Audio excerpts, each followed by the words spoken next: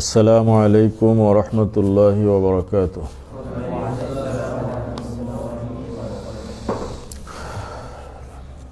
আলহামদুলিল্লাহি রাব্বিল আলামিন ওয়াসসালাতু ওয়াসসালামু আলা রাসূলিহি মুহাম্মাদিন ওয়া আলা আলিহি ওয়া আসহাবিহি আজমাইন ওয়া বা'দ। বাবু মা জাআ ফি ফাদলিত তুহুর। বিহি ক্বালা হাদাসানা ইসহাক ইবনে মুসা আল-আনসারী قال حدثنا معن بن عيسى قال حدثنا مالك بن أنس وبه قال حدثنا قتيبة عن مالك عن سهيل بن أبي صالح عن أبيه عن أبي هريرة قال قال رسول الله صلى الله عليه وسلم إذا توضأ العبد المسلم أو المؤمن فغسل وجهه خرجت من وجهه كل خطيئة نظر إليها بعينيه مع الماء أو مع آخر قطر الماء أو نحو هذا وإذا غسل يديه خرجت من يديه كل خطيئة بطشتها يداه مع الماء أو مع آخر قطر الماء حتى يخرج نقيا من الذنوب. قال أبو عيسى هذا حديث حسن صحيح وهو حديث مالك عن سهيل عن أبيه عن أبي هريرة وأبو صالح والد سهيل هو أبو صالح السمان واسمه زكوان وأبو هريرة اختلفوا في اسمه فقالوا عبد الشمس وقالوا عبد الله بن عمرو وهكذا قال محمد بن إسماعيل وهذا أصح. وفي الباب عن عثمان وصوبان والسنابه وعمرو بن عبسة وسلمان وعبد الله بن عمرو والسنابه هذا الذي روى عن النبي صلى الله عليه وسلم في فضل الطهور هو عبد الله السنابحي والسنابحي الذي روى عن أبي بكر الصديق ليس له سماع من النبي صلى الله عليه وسلم واسمه عبد الرحمن بن عسيلة ويكنى أبا عبد الله رحل إلى النبي صلى الله عليه وسلم فقبض النبي صلى الله عليه وسلم وهو في الطريق وقد روى عن النبي صلى الله عليه وسلم أحاديث. والسنابه ابن الأعصر صاحب النبي صلى الله عليه وسلم يقال له السنابه أيضا وإنما حديثه قال سمعت النبي صلى الله عليه وسلم يقول إني مكاسر بكم الأمم فلا تقتتلن بعدي. আমরা হাদিসের রাবীদের আলোচনা করেছিলাম। হযরত আবু হুরায়রা রাদিয়াল্লাহু তাআলা আনহুর জীবনী নিয়ে আলোচনা হয়েছিল। বলছিলাম যে আবু হুরায়রা রাদিয়াল্লাহু তাআলা আনহুর বিরুদ্ধে যারা শিয়া এবং ইসলাম বিরোধী তারা অনেকে সমালোচনা করেছেন। সেই সমালোচনাগুলো পর্যালোচনা করতে যথেষ্ট সময়ের দরকার। তো আমরা সেই বিস্তারিত পর্যালোচনায় যাব না। তাদের সমালোচনার খোলাসা বা তাদের সমালোচনার মূল ভিত্তি কী ছিল? তাদের সমালোচনার মূল দাবি এই যে আবু হুরায়রা রাদিয়াল্লাহু তাআলা আনহু অনেক বেশি হাদিস রিওয়ায়াত করেছেন, যে কারণে তিনি হাদিস রিওয়ায়াতের ক্ষেত্রে অনেক ভুল করেছেন অথবা তিনি নিজের পক্ষ থেকে অনেক বানোয়াট হাদিস রিওয়ায়াত করেছেন। উদ্দেশ্য হলো যে যদি আবু হুরায়রা রাদিয়াল্লাহু তাআলা আনহু থেকে বর্ণিত হাদিসগুলো অগ্রহণযোগ্য হয়ে যায় তাহলে তাদের বাতিল মতবাদ প্রতিষ্ঠা করতে সুবিধা হয়। আহলুস সুন্নাত ওয়াল জামায়াতের পক্ষে যে সমস্ত দলিলগুলো রয়েছে শিয়াদের বিপক্ষে, তার মধ্যে অনেক হাদিস আছে যেটা আবু হুরায়রা রাদিয়াল্লাহু তাআলা আনহু riwayat করেছেন। ফলে তাকে যদি সমালোচিত করা যায় তাহলে বহু প্রশ্নের উত্তর একসাথে দেওয়া সম্ভব, এক ঢিলে বহু পাখি শিকার করা সম্ভব। এজন্য তারা আবু হুরায়রা রাদিয়াল্লাহু তাআলা আনহুকে টার্গেট করেছেন। তো আবু হুরায়রা রাদিয়াল্লাহু তাআলা আনহুর বিপক্ষে যারা কলম ধরেছেন তাদের একটা বড় অংশই হলো শিয়া, এবং কিছু আছে পাশ্চাত্য নাস্তিক পণ্ডিত যারা, তারাও এর সাথে সুর মিলিয়েছেন। এরকম কিছু বইও আছে, আর তাদের বক্তব্যের মধ্যেও তারা এগুলো বলে থাকে। একটা বই আছে আবু হুরায়রা, সেখানে আবু হুরায়রা রাদিয়াল্লাহু তাআলা আনহুর জীবনী সম্পর্কে আলোচনা করা হয়েছে। এটা একজন শিয়া লিখেছেন, আব্দুল হুসাইন শরাফুদ্দিন আল আমিলি, তিনি শিয়া। এই কিতাবের ভিতরে তিনি আবু হুরায়রা রাদিয়াল্লাহু তাআলা আনহুর বিপক্ষে বিষোদ্গার করেছেন। আরেকটি কিতাব আছে আজওয়াউন আলা সুন্নাতিল মুহাম্মাদিয়া, এই কিতাবটা লিখেছেন মাহমুদ আবু রাইয়া। এখানেও আবু হুরায়রা রাদিয়াল্লাহু তাআলা আনহুর বিপক্ষে অনেকগুলো অভিযোগ পেশ করা হয়েছে। প্রত্যেকটা অভিযোগ চুলচেরা বিশ্লেষণ করে তার জবাব দেওয়া হয়েছে। এই জবাব দিতে গিয়ে অনেকগুলো কিতাব লিখেছেন ওলামায়ে হাক্কানি যারা, তারা এর ভিতরে একটি কিতাব হলো দিফাউন আনিস সুন্নাহ। এই যতগুলো অভিযোগ করা হয়েছে তার জবাবগুলো কোথায় তুমি পাবা। দিফাউন আনিস সুন্নাহ, ডক্টর মোহাম্মদ আবু শাহবা ওনার লিখিত। আরেকটি কিতাব আস-সুন্নাতু ওয়া মাকানাতুহা ফিত তাশরিউল ইসলামী, ডক্টর মুস্তাফা সুবাই ওনার লেখা। আরেকটি কিতাব আল হাদিসু আল মুহাদ্দিসুন, ডক্টর মোহাম্মদ আবু জাহু, তিনি এই কিতাবটা লিখেছেন। এখানে শুধুমাত্র আবু হুরায়রা রাদিয়াল্লাহু তাআলা আনহুর বিপক্ষে যে অভিযোগ সেগুলোর জবাবই দেওয়া হয়নি, গোটা সুন্নাত বা হাদিসের উপরে পাশ্চাত্য মনীষীদের পক্ষ থেকে বা মুসলমান নামধারী পণ্ডিতদের পক্ষ থেকে যে সমস্ত শোভা সন্দেহ উত্থাপন করা হয়েছে সেগুলোর তাত্ত্বিক বিশ্লেষণ করা হয়েছে। তার ভিতরে আবু হুরায়রা রাদিয়াল্লাহু তাআলা আনহুর বিষয়টাও আসছে, এবং তার বিরুদ্ধে যে সমস্ত অভিযোগ সেগুলোরও জবাব দেওয়া হয়েছে। আর খাস করে আবু হুরায়রা রাদিয়াল্লাহু তাআলা আনহুর উপরে যে অভিযোগগুলো সেগুলোর জবাব এর উপরে একটি কিতাব আছে আবু হুরায়রা রাওয়ায়াতুল ইসলাম।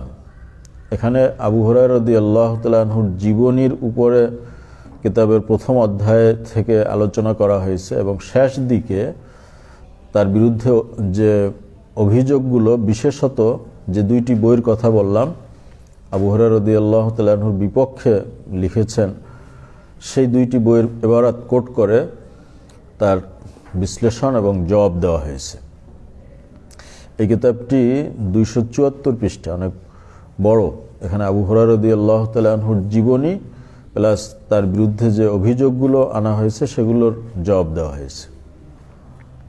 তবে এই বিষয়ের উপরে সবচেয়ে জামে মানে কিতাব দিফাউন আন আবি হুরায়রা,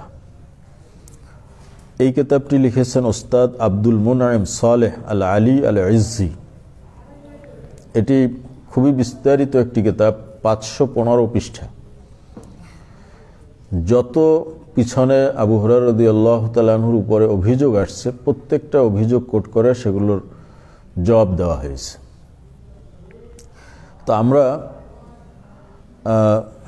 সেগুলো বিশ্লেষণ করতে গেলে মানে 2-1 ক্লাসে সম্ভব না। তো এই বিষয়টা আমাদের নলেজে থাকা, যে আমরা তো এতদিন পর্যন্ত জানছি যে আবু হুরায়রা একজন বড় সাহাবী, তিনি সবচেয়ে বেশি হাদিস রিওয়ায়াত করেছেন, কিন্তু তার সম্পর্কেও যে সমালোচনা আছে এবং সেই সমালোচনা মুসলমান নামধারী পণ্ডিতরাই করেছেন, সেগুলো আমাদের অনেক জানা ছিল না। তো এ ব্যাপারে আমাদেরকে সতর্ক থাকতে হবে। আর কেউ যদি বিস্তারিত জানতে চায় তাহলে সেই কিতাবগুলো পড়বে।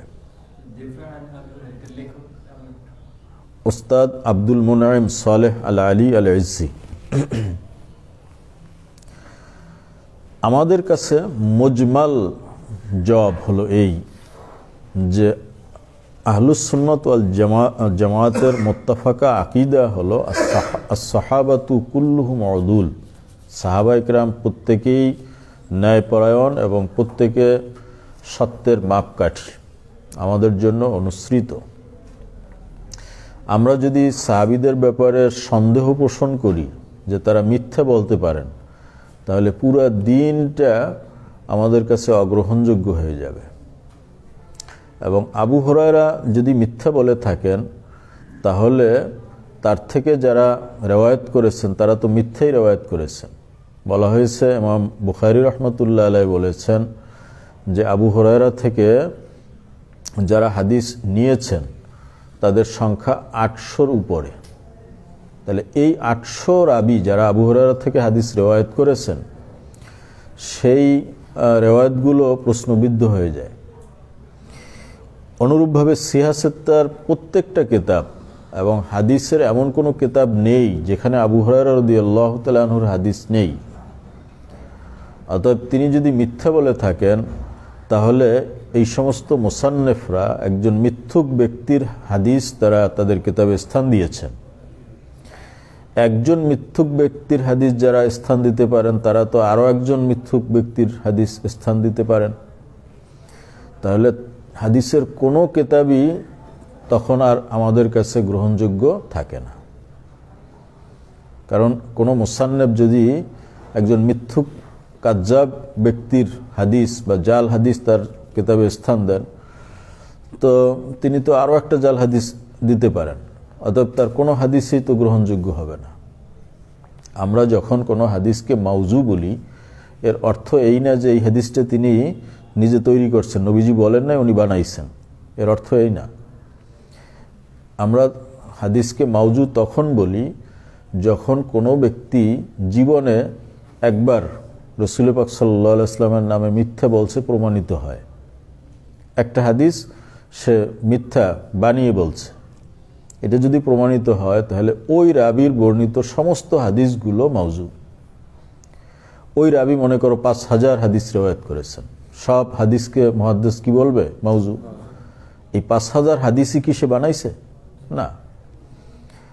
মাউজু হওয়ার জন্য তার একটা হাদিসই যথেষ্ট।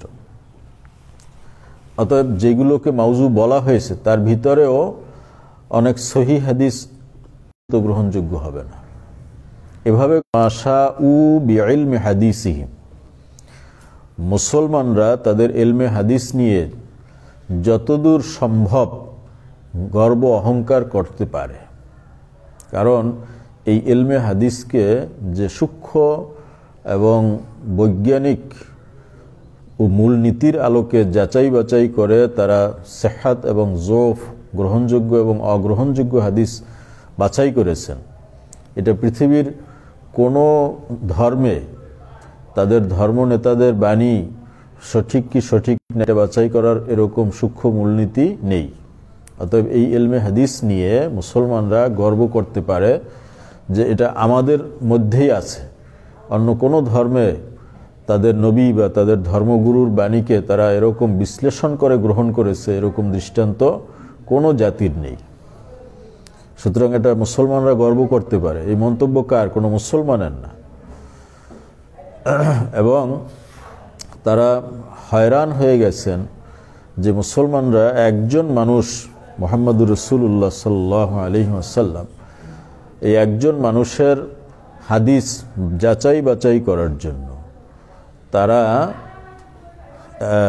5 লক্ষ রাবির জীবনী সংকলন করেছে।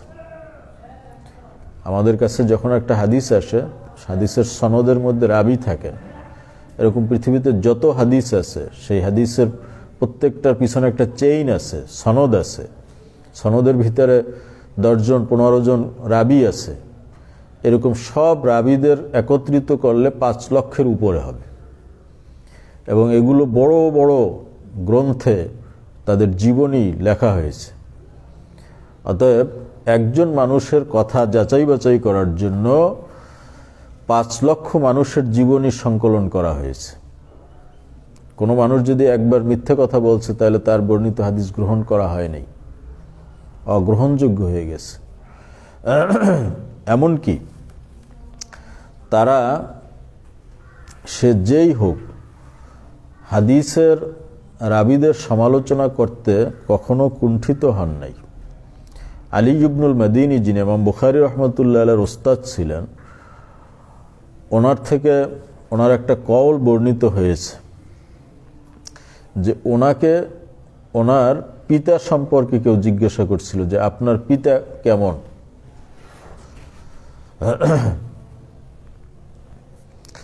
তখন তিনি বলেছিলেন, সালু আনহু গাইরি, আমার পিতা সম্পর্কে আমাকে জিজ্ঞেস না করে অন্য কাউকে জিজ্ঞাসা করো, আমি তো আমার পিতার খারাপ বলবো না, অতএব অন্য কাউকে জিজ্ঞাসা করো। ফাআদুল মাসআলা, পরে আবার তার কাছে মাসলা ইয়াদা করা হলো যে আপনার পিতা কেমন রাবী ছিলেন সেটা আমাদেরকে বলেন। ফাআতরাকা, তখন তিনি তার মাথা নিচু করে বসলেন। সুম্মা রফা রাসাহু ফাকাল, এরপরে তিনি মাথা উঠিয়ে বললেন, হুয়াদ্দীনু ইন্নাহু যঈফ, যে তুমি যে প্রশ্নটা করেছো এটা দ্বীনের সাথে সংশ্লিষ্ট, অতএব এখানে আমার পিতা বলে আমি তাকে যে খারাপ বলবো না এটা সম্ভব না। ইন্নাহু যঈফ, আমার পিতা একজন দুর্বল রাবী। তো নিজের পিতার ব্যাপারেও তারা ছাড় দেন নাই যদি তিনি সমালোচনার যোগ্য হন। অকপটে তারা বলেছেন যে ইন্নাহু যঈফ।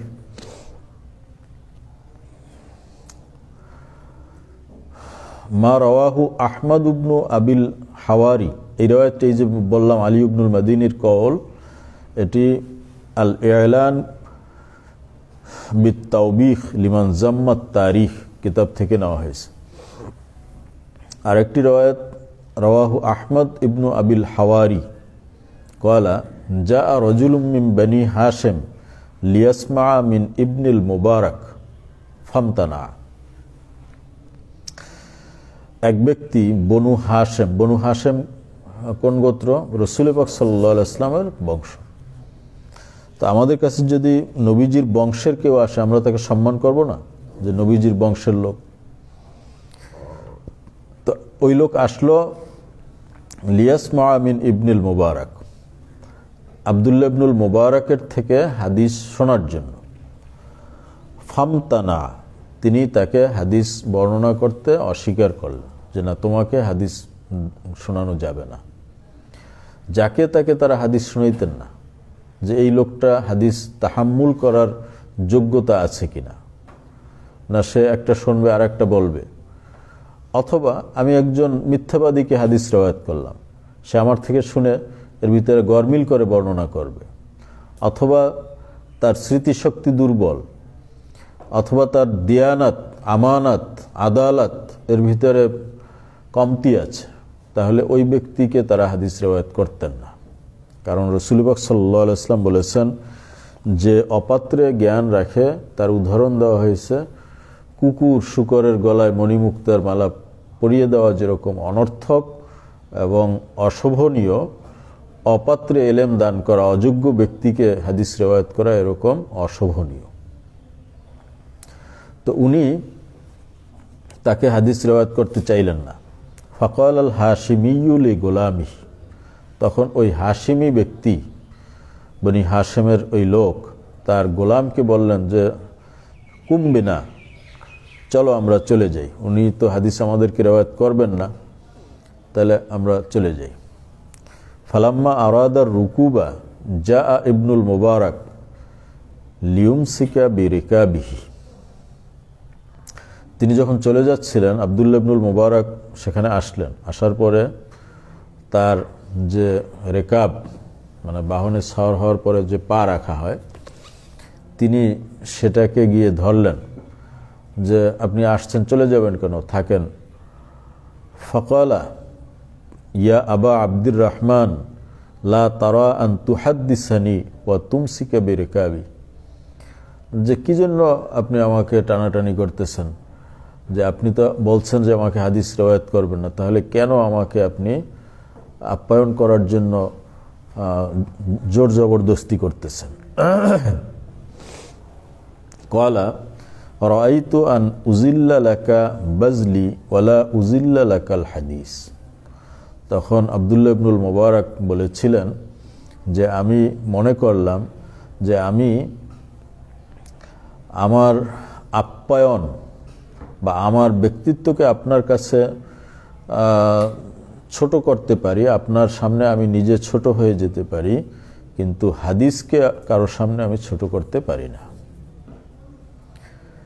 তো একজন হাশিমি খানদানের লোক আসছে, কিন্তু তাকে হাদিস বর্ণনার যোগ্য মনে করেন নাই, হাদিস বর্ণনা করেন নাই, কিন্তু বংশীয় মর্যাদার কারণে তাকে আপ্যায়ন করতে তিনি চেয়েছেন যে আমি একজন হাশিমির সামনে নিজেকে বিলিয়ে দিতে পারি, কিন্তু এলমে হাদিসকে কারোর সামনে আমি ছোট করতে পারি না।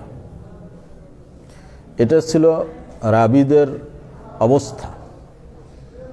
ইমাম বুখারী রাহমাতুল্লাহ আলাইহি, যিনি আমিরুল মুমিনিন ফিল হাদিস,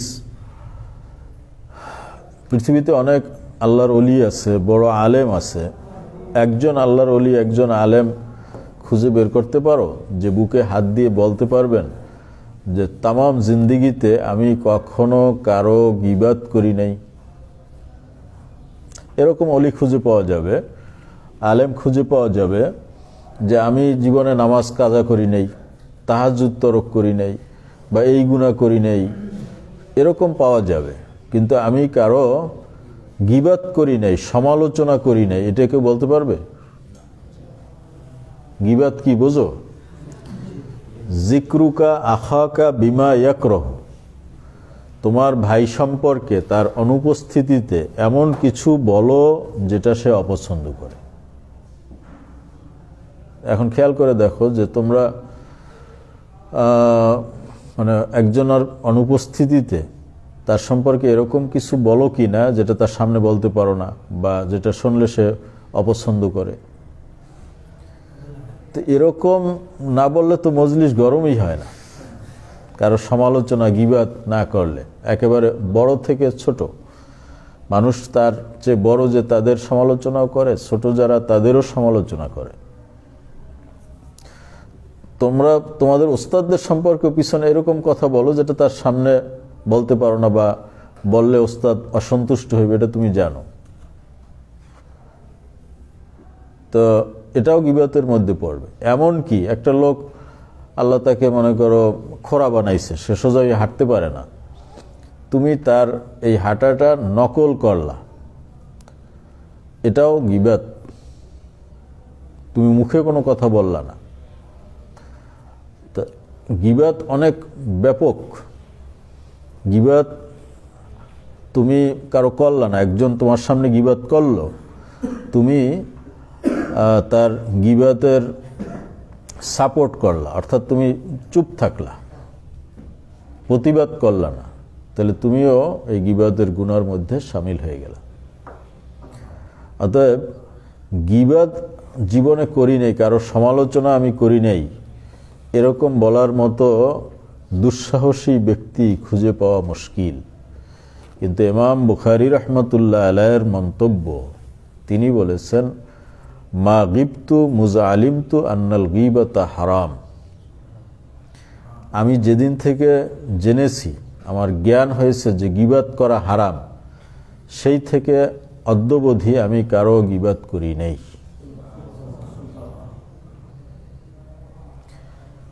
এত বড় কথা, তারপরেও ইমাম বুখারী রাহমাতুল্লাহ আলাইহি যখন হাদিস রিওয়ায়াত করতেছেন, হাদিসের যে কিতাব লিখেছেন তিনি আত-তারিখুল কবির, আত-তারিখুস সগীর, যেখানে রাবিদের জীবনী আলোচনা করেছেন, সেখানে অকাতরে তিনি রাবিদের ব্যাপারে সমালোচনা করেছেন যে এই রাবি সে মিথ্যাবাদী, এই রাবি গ্রহণযোগ্য না, এগুলো সব বলছেন।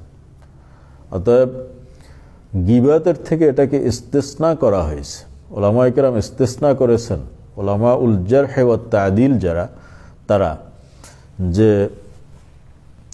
কোনো ব্যক্তির রাবীর ভালো মন্দ এগুলো যদি বর্ণনা করা হয় এটা গীবতের শামিল হবে না। তো ইমাম আবু হানিফা রহমতুল্লাহ আলাই, ইমাম বুখারী রহমতুল্লাহ আলাই তিনি হাদিসের সনদ বিশ্লেষণ করতে গিয়ে, রাবীদের জীবনী আলোচনা করতে গিয়ে তিনি সমালোচনা করছেন, কিন্তু এছাড়া তিনি কারো গীবত করেন নাই। এজন্য মুহাদ্দিসিন কেরাম কাউকে সমালোচনা করার ব্যাপারে কোনো ছাড় দেন নাই, এরকম কোনো ঘটনা নেই। সুতরাং আবু হুরায়রা রাদিয়াল্লাহু তাআলা আনহু যদি মিথ্যুক হয়ে থাকেন, মিথ্যা হাদিস রওয়ায়াত করে থাকেন, তাহলে এটা কেউ যদি জানতেন তাহলে নিশ্চয়ই তিনি সমালোচনা করতেন। কিন্তু আবু হুরায়রা রাদিয়াল্লাহু তাআলা আনহুর থেকে হাদিস সমস্ত মুহাদ্দিসিনে কেরাম নিয়েছেন। এই যে 800 রাবী যারা ইমাম আবু হুরায়রা রাদিয়াল্লাহু তাআলা আনহু থেকে হাদিস বর্ণনা করেছেন, তারা তাকে অবশ্যই সত্যবাদী জেনেছেন, মিথ্যাবাদী জানলে তো তার থেকে রওয়ায়াত করতেন না। তাহলে এই যে 800 এরা সবাই কি তাবি? হয়তো সাহাবী অথবা তাবি, তাবির নিচে তো না, সাহাবীকে তো সে দেখছে। তাহলে এই 800 সাহাবী এবং তাবেঈ যার সেকা হওয়ার ব্যাপারে একমত হয়েছেন এবং তার থেকে হাদিস রিওয়ায়াত করেছেন, এর চেয়ে বড় দলিল আর কি লাগবে যে আবু হুরায়রা রাদিয়াল্লাহু তাআলা আনহু একজন গ্রহণযোগ্য রাবী। আর এটা তো আমাদের কাছে আম হুকুম, যেটা বললাম যে আস-সাহাবাতু কুল্লুহুম উদুল। কেউ যদি মিথ্যা বলে তাকে তার আদালত থাকে না। সাহাবীদের ব্যাপারে ইজমা যে সবাই তারা সত্যবাদী ছিলেন, কেউ জীবনে কখনো মিথ্যা কথা বলেন নাই, বা বললেও সেটা সাথে সাথে তওবা করেছেন এবং প্রকাশ করে দিয়েছেন যে আমি এটা বলছিলাম, আমি তওবা করলাম। এরপরে রাসূল পাক সাল্লাল্লাহু আলাইহি ওয়াসাল্লামের ব্যাপারে মিথ্যা বলা তো আরো মারাত্মক। আবু হুরায়রা রাদিয়াল্লাহু তাআলা আনহু বেশি হাদিস রিওয়ায়াত করতেন, এটা ঠিক, এবং এ ব্যাপারে তার সমসাময়িক অন্যান্য সাহাবীরা তার সমালোচনাও করেছিলেন, এটাও ঠিক। যেমন আয়েশা সিদ্দিকা রাদিয়াল্লাহু তাআলা আনহা, তিনিও বলছিলেন যে তুমি এত হাদিস বর্ণনা করো, নবীজি তো এরকম বলতেন না, নবীজি একটা কথা তিনবার করে বলতেন, আস্তে আস্তে বলতেন, আর তুমি সরসরাই হাদিস রিওয়ায়াত করে যাইতেছো। ওমর রাদিয়াল্লাহু তাআলা আনহু তিনিও বলতেন যে আমরা এত হাদিস রিওয়ায়াত করি না, তুমি তো আমাদের চেয়ে নবীজিকে কম সময় পেয়েছো, তুমি এত হাদিস রিওয়ায়াত করো কিভাবে? তোমার কি মনে আছে অমুক বাড়িতে অমুক জায়গায় বসে রাসূল পাক সাল্লাল্লাহু আলাইহি ওয়াসাল্লাম একটা হাদিস বলছিলেন? আবু হুরায়রা রাদিয়াল্লাহু তাআলা আনহু বললেন, আপনি কোন হাদিসের কথা বলতেছেন? যে নবীজি বলছিলেন মান কাযাবা আলাইয়া মুতাআম্মিদান ফালিয়াতাবাওয়া মাকআদাহু মিনান নার। সেই হাদিসের কথা তো আপনি বলতেছেন? বলছে হ্যাঁ, আমি সেই হাদিসের কথা বলতেছি। যে ব্যক্তি রাসূল পাক সাল্লাল্লাহু আলাইহি ওয়াসাল্লামের নামে মিথ্যা হাদিস রিওয়ায়াত করলো, সেজন্য তার জায়গা জাহান্নামের মধ্যে করে নেয়। আবু হুরায়রা রাদিয়াল্লাহু তাআলা আনহু বর্ণনা করলেন।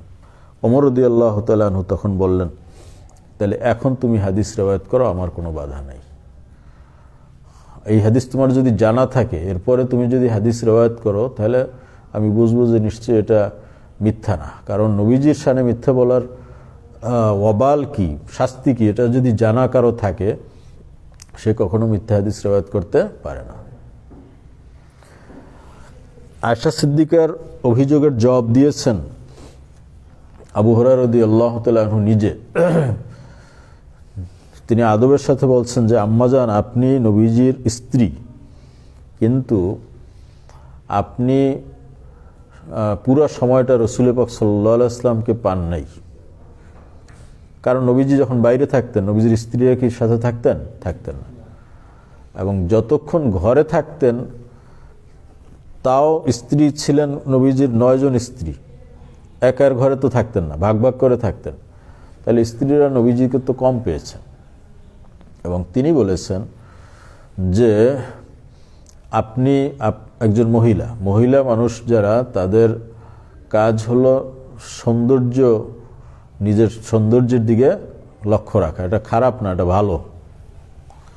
তুমি বিবাহ করছো, তোমার স্ত্রী পাগল পাগলির মতো থাকে, কোনো সাজসজ্জা নাই, এটা ভালো না? স্বামীর জন্য সুসজ্জিত হওয়া এটা ভালো? সুসজ্জিত হওয়া এটা ভালো, স্বামীর জন্য, রাস্তার মানুষের জন্য না। তো এখন আপনি স্বাভাবিক একজন মহিলা, আপনার স্বামী রাসূল পাক সাল্লাল্লাহু আলাইহি ওয়াসাল্লামকে খুশি করার জন্য আয়না চিরুনি নিয়ে কিছু সময় কাটাইছেন। কিন্তু আমি আবু হুরায়রা সেই সময়টুকু নষ্ট করিনি। নিজের জন্য আমার একটা মুহূর্ত আমি নষ্ট করিনি। যতটুকু সময় আমি রাসূল পাক সাল্লাল্লাহু আলাইহি ওয়াসাল্লামের কাছে ছিলাম। আমার মুহাজির ভাই যারা হিজরত করে আসছেন বা আনসার যারা, তারাও তাদের সংসারের সময় দিয়েছেন, কেউ ব্যবসায়, কেউ কৃষিকাজে।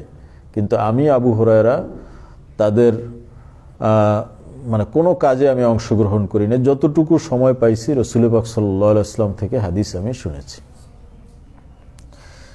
তার সময়ও এই সমালোচনা হয়েছে যে আবু হুরায়রা এত হাদিস রওয়ায়াত করে, আমরা করি না, সে তো নবীজিকে আমাদের চেয়ে কম সময় পেয়েছে। তখন তিনি এই জবাবগুলো দিয়েছেন। এবং আবু হুরায়রা রাদিয়াল্লাহু তাআলা আনহুকে নবীজি বলছেন যে সে হলো একটা ইলমের ভান্ডার।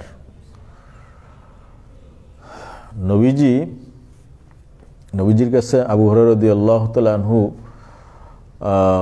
গিয়ে অভিযোগ করলেন যে হুজুর, আমি আপনার থেকে অনেক হাদিস শুনি কিন্তু ভুলে যাই। বুখারী শরীফের রাওয়ায়াত আসছে। তখন নবীজি বললেন, উবসুত রিদাআক, তুমি তোমার চাদরটা বিছাও। নবীজি হাতের ইশারায় কিছু চাদরের মধ্যে দিয়ে দিলেন। এরপর বললেন যে এবার চাদরটা গায়ে দাও। উনি চাদর গায়ে দিলেন। আবু হুরায়রা রাদিয়াল্লাহু তাআলা আনহু রাওয়ায়াত করেন যে তারপর থেকে আমি নবীজির একটা হাদিসও ভুলি নাই।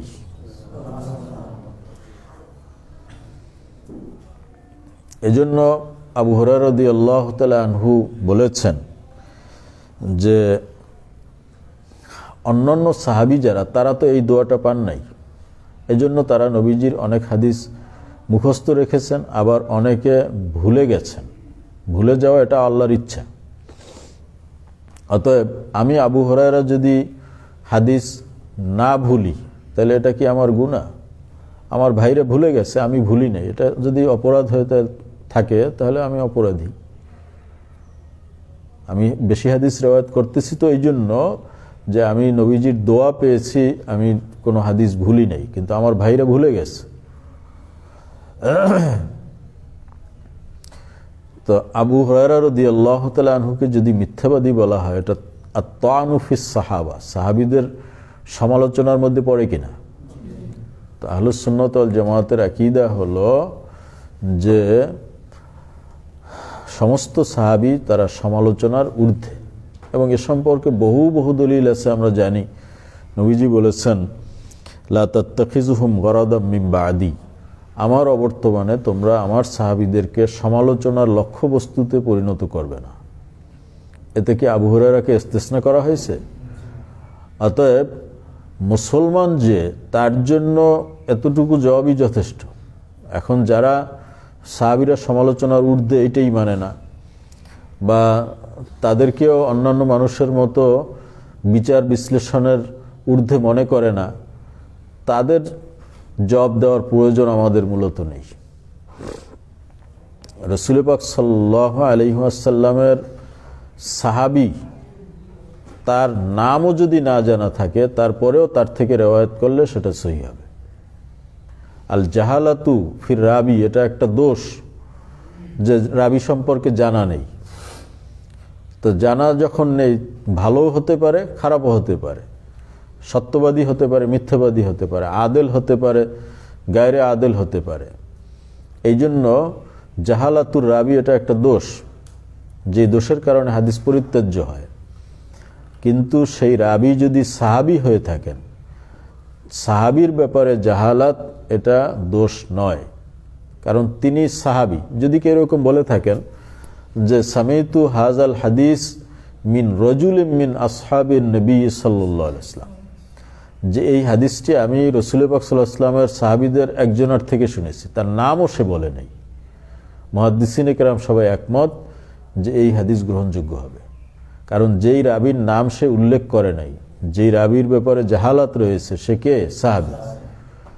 সাহাবীর ব্যাপারে তোমার আর কিচ্ছু জানার দরকার নেই, সে সাহাবী এটি জানা যথেষ্ট। সে সেকা ছিল কি ছিল না, সাহাবীদের মধ্যে কোনো ভাগ নেই, সবাই কি সেকা। তো যে কারণে এই সমস্ত সমালোচনা এগুলো মুতলাক জবাবই যথেষ্ট। এরপরেও যেই সমস্ত পয়েন্টে তারা আলোচনা করেছেন বা যেই সমস্ত হাদিস দিয়ে তারা দলিল পেশ করেছেন, তার একেবারে চুলচেরা বিশ্লেষণ ওই সমস্ত কিতাবগুলোর মধ্যে আছে, প্রয়োজনে তোমরা দেখে নিতে পারো। তো আমরা এতটুকুই এই বিষয়টা নিয়ে আলোচনা করলাম।